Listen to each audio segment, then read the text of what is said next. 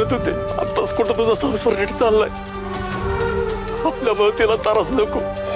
त्रास? वय एवढं फरक करून टाकलाय का तुम्ही मला? मी मुलगी आहे ना तुमची. हे सगळं तुम्ही मला नाही सांगणार तर अजून कोणाला सांगणार होतात? आणि मला सांगा, जर आता माझ्या आईचं काही बरं वाईट झालं तर मी काय करायचंय? माझ्या आई वडिलांच्या एवढ्या कठीण काळामध्ये मी त्यांच्या बरोबर नव्हते. मी त्यांची काळजी घेऊ शकले नाही, त्यांचा आधार बनू शकले नाही. असं वाटत राहील ना मला आयुष्यभर? ओझं घेऊन जगायचंय का मी? माझ्या मनाला काय वाटेल याचा जरा सुद्धा विचार नाही केलात का बुवा? राणे, सुरकीने मला तुला सांगायचं नाही म्हणून शपथ घातली होती ग. आपण त्यांच्या शपथ देण्यापेक्षा कितीतरी इम्पॉर्टंट त्यांचा जीव आहे. मी ठीक आहे, मान्य करतो मी, राणीला तुम्ही सांगू शकत नव्हता, पण माझं काय, मला सांगू शकला असता. आपण ही गोष्ट आपल्या दोघांमध्येच ठेवली असती. त्यांना वेळेवर ट्रीटमेंट मिळाली असती तर आज ही वेळ आली नसती. तर किती सहन करावं लागत असेल त्यांना. बरोबर आहे तुमचं, पण राणीला सांगायचं जड जात होतं तर तुम्हाला कसं सांगणार आम्ही? आमच्या दरिद्री आई बापासाठी हिने लय कष्ट घेतलेत, लय सहन केलं होतं तिने. तिच्या सुखी संसारात आमच्या मिठाचा खडा पडायला नको होता. काय बोलताय तुम्ही? माझ्या आईची तब्येत कशी आहे हे खरं खरं सांगून तुम्ही असं कुठलं मोठं मीठ कालवणार होतात माझ्या संसारात? मला एक कळत नाही, तुमची मुलगी आता सासरी गेलीये म्हणून तिच्यापासून सगळी नाते तोडून टाकणार आहात का तुम्ही? तिला परक्याचं धन म्हणता ना तुम्ही? का म्हणता बरं? जसं मुलाकडे तुम्ही म्हातारपणाचा आधार म्हणून बघतात तसं मुलीकडे का बघत नाही?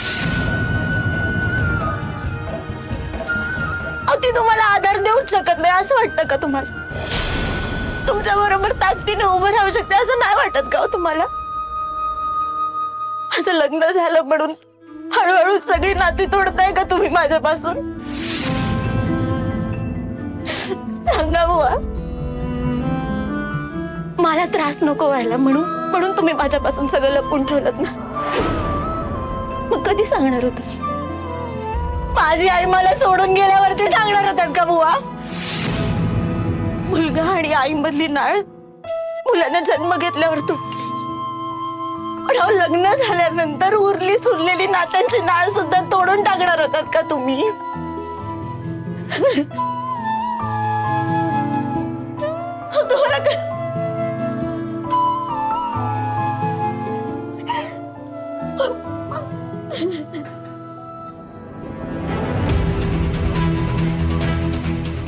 राणे,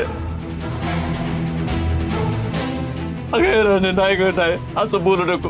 अगं माझ्या मनात असं काही सुद्धा नव्हतं. सुरक्षा मनात तुझ्याबद्दल लय चांगलं विचारत बघ. अगं तू तर आमचा काळजाचा तुकडा आहेस. तुझ्या बरोबरची नाळ जोडलेली आम्ही कशी तोडू ग? राणे, माफ कर पोरे. आणि तुझ्या बापाची नाहीची चूक ना तुझ्या पदरात घे ग पोरे. आई बापानं लेकीची माफी नसते मागायची, असे हात नसतात जोडायचे तिच्याकडून. हे हात फक्त लेकीला आशीर्वाद देण्यासाठी असतात. बस रडणं थांबवा आता. Excuse me. डॉक्टर, मी इंद्रजित महाडिक. आमच्या पेशंट बद्दल काय अपडेट आहे? ऑपरेशन करावं लागेल. काय? पण सध्या आपल्याला त्यांचं ऑपरेशन करता येणार नाहीये. त्यांची शुगर थोडी हाय आहे, सो शुगर नॉर्मल व्हायला हवी. एक साधारण 8 ते 10 दिवस आपल्याला वाट बघावी लागेल, पण मग त्यानंतर आपण डिसिजन घेऊ शकतो. तोपर्यंत मग आई तिचा त्रास कसा सहन करेल? डॉक्टर, तिच्या जीवाला काही धोका नाहीये ना? नाही नाही, आपण असं करूया, तोपर्यंत आपण त्यांना एक हेवी मेडिसिन देऊ शकतो, त्याने त्यांचा त्रास कमी होईल. मेडिसिनचा एक ड्रॉबॅक आहे, त्यांना जास्त हालचाल करता येणार नाही. मग त्यानंतर सुद्धा ऑपरेशन करावं लागेल का? ऑपरेशन शिवाय आपल्याला पर्याय नाहीये. ठीक आहे डॉक्टर, ऑपरेशन आपण करून घेऊया. मी स्वतः या सगळ्याची जबाबदारी घेतो. तुम्ही कसलीच कमी पडू देऊ नका. ही माझ्या घरातली माणसं आहेत. तुम्ही स्वतः लक्ष घाला आणि प्रायोरिटीवर सगळं करून घ्या. चालेल, आम्ही एक आत्ता काम करतो, डिस्चार्जच्या सगळ्या फॉर्मॅलिटीज पूर्ण करून घेतो. तुम्ही आत्ता त्यांना घेऊन जाऊ शकता, पण पुन्हा चेकअपला या, मग आपण ठरवूया आणि डायरेक्ट ऑपरेशनसाठी त्यांना ॲडमिट करून घेऊया. ओके, ठीक आहे. ठीक आहे. राणी, काळजी करू नकोस. तुझ्या आईला काही होऊ देणार नाही होता पण त्यांना आपण घरी घेऊन जाऊ शकतो. मी आजची रात्र आई भुवन बरोबर राहिले तर चालेल का? फक्त आजचा दिवस का?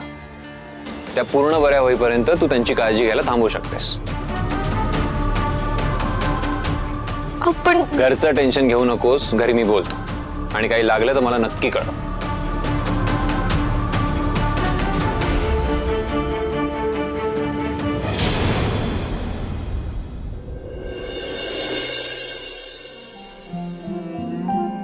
गोळ्या खा, म्हणजे मग चांगली झोप लागल बघ तुला. होय होय व. एक बोलू का? अगं बोल की. राणी काय करते इथं? तिने इथं नाही थांबलं पाहिजे. तिला तिच्या घरी पाठवून द्या तुम्ही. ती तुझ्या काळजी पायशी तर राहिली ना. हो, मी पण तिच्या काळजीपोटीच म्हणते. कसं कळणं झालंय तुम्हाला? मी जर तुम्हाला बरी झालेली पाहिजे असेल ना, तर राणीला तिच्या सासरी पाठवा. अगं तुझ्या राणीमध्ये ना माझा कोडमारा व्हायला लागलाय बघ. काय करू ती कळ नाही. राणी तिच्या घरी जाय नाही आणि तू पण माझा ऐका नाही. आता काय करू मी? मी जी म्हणते ना तीच करा. राणीला घरी पाठवा तिच्या. हो, तुम्हाला कसं कळणं झालं या? लगीन झालेली पोर आहे ती. हो, आत्ताशी कुठं तिचं जावई बापूंचं नातं सुधारायला लागलंय. त्या मालतीबाईच अजून बी राणीवर चिडल्यातच. आपल्या पायात तिच्या घरात काय वादळ यायला नको. मला सांगा, आपल्यामुळं जर मालतीबाई साहेबांनी परत राणीला घरातनं बाहेर काढलं तर? माझ्या या दुखण्यामुळं परत त्यांच्या घरात काय झालं तर केवढ्याला पडेल ही? कळतंय का तुम्हाला? हो, मी बी तिच्या काळजीपोटीच म्हणते या. राणीनं आता इथं नाही थांबलं पाहिजे. तुम्ही काय बी करा, पण राणीला तिच्या सासरी पाठवा. हो, ऐकाल ना माझं एवढं? पाठवाल ना राणीला सासरी? मला आता राणी तिच्या माहेरात राहायला नकोय. एवढी जड झालीये का मी तुला?